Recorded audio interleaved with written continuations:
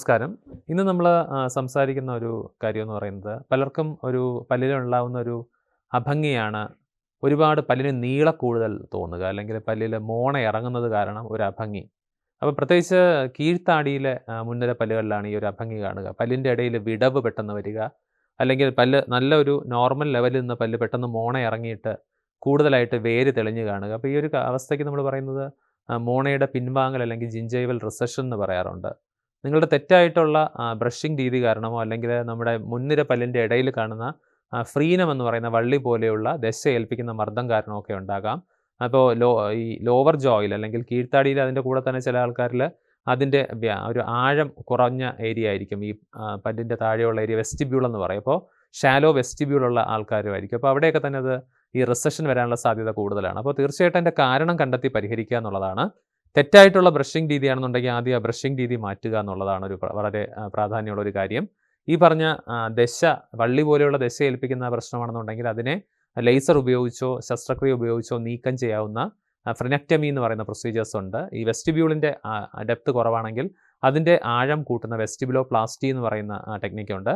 അപ്പോൾ അത് ചെയ്യേണ്ടത്. അതോടൊപ്പം തന്നെ നമ്മൾ ഈ നഷ്ടപ്പെട്ട മോണ തിരിച്ച് ആ ഒരു ഭാഗത്തേക്ക് സന്നിവേശിപ്പിക്കേണ്ടതായിട്ട് വരും. അത്തരത്തിൽ ചെയ്യുന്ന സർജിക്കൽ പ്രൊസീജിയറിന് മ്യൂക്കോ ജിഞ്ചൈവൽ പ്രൊസീജിയേഴ്സ് എന്ന് പറയും. നമ്മൾ സാധാരണ സ്കിന്നിൽ എന്തെങ്കിലുമൊക്കെ ഒരു ദശ പോയി കഴിഞ്ഞാൽ, അല്ലെങ്കിൽ ചത പോയി കഴിഞ്ഞാൽ മറ്റൊരു ഭാഗത്തു നിന്ന് ചതയെടുത്ത് ഗ്രാഫ്റ്റ് ചെയ്യാറുണ്ട്. പ്ലാസ്റ്റിക് സർജറി എന്നാണ് പറയാറ്. അപ്പോൾ അതുപോലെ ഗമ്മിൽ ചെയ്യുന്ന ഒരു പ്ലാസ്റ്റിക് സർജറിയാണ് പെരിഡോണ്ടൽ പ്ലാസ്റ്റിക് സർജറി എന്നാണ് പറയുക.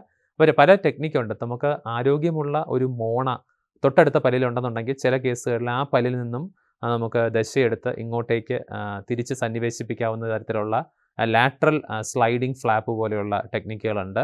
അണ്ണാക്കിൽ നിന്നും ഏറ്റവും നല്ല റിസൾട്ട് തരുന്ന, അതിൻ്റെ ഒരു സുവർണ്ണ സൂചികയായിട്ട് പറയാവുന്ന, ഒരു ഗോൾഡ് സ്റ്റാൻഡേർഡായിട്ട് പറയാവുന്ന കണക്റ്റീവ് ടിഷ്യൂ ഗ്രാഫ്റ്റ് എന്ന് പറഞ്ഞിട്ടുള്ള അണ്ണാക്കിൽ നിന്നും എടുക്കാവുന്ന തരത്തിലുള്ള ദശ നീക്കം ചെയ്തിട്ട് അത് നഷ്ടപ്പെട്ട ആ മോണയുടെ ഭാഗത്തേക്ക് തുന്നിച്ചേർക്കുന്ന ഒരു ടെക്നിക്കും നമ്മൾ കണക്റ്റീവ് ടിഷ്യൂ ഗ്രാഫ്റ്റ് ഉപയോഗിക്കാറുണ്ട്. അതിന് തുല്യമായിട്ടുള്ള മ്യൂക്കോഡേം പോലെയുള്ള സെല്ലുലാർ ഡെർമൽ മാട്രിക്സ് പോലെയുള്ള ചില കൃത്രിമമായിട്ടുള്ള സങ്കേതങ്ങളും ലഭ്യമായിട്ടുണ്ട്. ഇത് ചെയ്യുന്നത് വളരെ സൂക്ഷ്മമായിട്ടാണ് നമ്മൾ ചെയ്യുന്നത്. സാധാരണയായിട്ട് ഓക്കുലാർ സർജറിയൊക്കെ, കണ്ണിലൊക്കെ സർജറി ചെയ്യാൻ ഉപയോഗിക്കുന്ന തരത്തിലുള്ള സാധാരണ നമ്മുടെ നഗ്നനേത്രങ്ങൾ കൊണ്ട് കാണാൻ കഴിയാത്ത തരത്തിലുള്ള നൂലുകൾ, അല്ലെങ്കിൽ ആ സൂചിയുടെ ഗ്രേഡിലുള്ള സൂചികളാണ് സാധാരണയായിട്ട് യൂസ് ചെയ്യുന്നത്. അപ്പോൾ ഇത്തരത്തിൽ ചെയ്യുന്ന സർജറിയെ പറയുന്നത് പെരിഡോണ്ടൽ മൈക്രോ സർജറി എന്നാണ്. ഇതിന് നമുക്ക് ലൂപ്പുകൾ അല്ലെങ്കിൽ ഒരു ഓപ്പറേറ്റിംഗ് മൈക്രോസ്കോപ്പിൻ്റെ സഹായത്തോടെ ആയിരിക്കും ഈ ഒരു സർജറി ചെയ്യുന്നുണ്ടാവുക. അപ്പോൾ ചെറിയ ഉപകരണങ്ങളാണ് ഉപയോഗിക്കുന്നത്. ആ സർജറി മൈക്രോസ്കോപ്പിൻ്റെ അല്ലെങ്കിൽ ലൂപ്പിൻ്റെ സഹായത്തിൽ ചെയ്യുമ്പോൾ നമുക്ക് മാഗ്നിഫിക്കേഷൻ നന്നായിട്ട് കിട്ടുന്നുണ്ടാവും.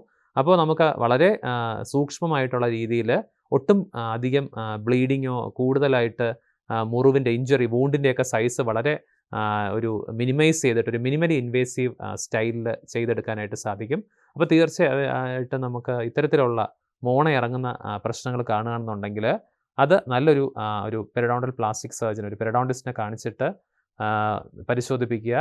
അതിൽ നിങ്ങൾക്ക് ഓരോരുത്തരുടെയും ആ മോണയുടെ അതിന് പല പല ഘടകങ്ങളുണ്ട്. അതിനകത്ത് അറ്റാച്ച് ജിഞ്ചൈവ എന്ന് പറഞ്ഞിട്ട് അതിൻ്റെ അറ്റാച്ച് ജിഞ്ചൈവയുടെ ഒരു വിഡ്ത്ത് ഒരു ഫാക്ടറാണ്. മൊത്തത്തിൽ കെരറ്റനൈസേഷൻ സംഭവിച്ച ടിഷ്യൂ എത്രത്തോളം ഉണ്ടെന്നുള്ളതൊക്കെ അതിനകത്തുള്ള ഒരു പാരാമീറ്റേഴ്സാണ്. അപ്പോൾ അത്തരത്തിലുള്ള ഓരോ പാരാമീറ്റേഴ്സും ആ പല്ലിൻ്റെ പൊസിഷൻ, പല്ലിരിക്കുന്ന ഉൾക്കൊള്ളുന്ന അസ്ഥിയുടെ ഒരു നേച്ചറൊക്കെ തന്നെ ഡിസൈഡ് ചെയ്തിട്ട് ഒരുപാട് ഫാക്ടേഴ്സ്, ഘടകങ്ങളെ നമ്മളൊന്ന് വകയിരുത്തിയിട്ടാണ് ഈ ഒരു ആളിന് ഏത് പ്രൊസീജിയറാണ് ഏറ്റവും സ്യൂട്ടബിൾ ആവും. നമ്മൾ പറഞ്ഞ പല രീതി ഏതാണ്ട് ഒരു 50ഓളം ടെക്നിക്കുകൾ ലഭ്യമായിട്ടുണ്ട്. അപ്പോൾ അതിനകത്ത് ഏറ്റവും സ്യൂട്ടബിൾ ആയിട്ടുള്ള ടെക്നിക്കുകൾ നമ്മൾ യൂസ് ചെയ്യും. ചില കേസുകളിൽ ഈ പേഷ്യൻറ്റിൻ്റെ തന്നെ രക്തത്തിൽ നിന്ന് നമുക്ക് വേർതിരിച്ചെടുക്കാവുന്ന PRF എന്ന് പറയും, പ്ലേറ്റഡ് റിച്ച് ഫൈബ്രിൻ പ്ലാസ്മ, ഒരുപാട് വളർച്ചാ ഘടകങ്ങൾ അടങ്ങിയിട്ടുള്ള ഒന്നാണ് PRF. PRFും കൂടി സന്നിവേശിപ്പിച്ചിട്ട് നമുക്ക് ഇത്തരത്തിലുള്ള ടെക്നിക്കുകൾ, പൗച്ച് ആൻഡ് ടണൽ പോലുള്ള ടെക്നിക്കുകളിലൊക്കെ യൂസ് ചെയ്യാറുണ്ട്. അപ്പോൾ ഒരുപാട് ടെക്നോളജീസും ടെക്നിക്സും ലഭ്യമായിട്ടുണ്ട്.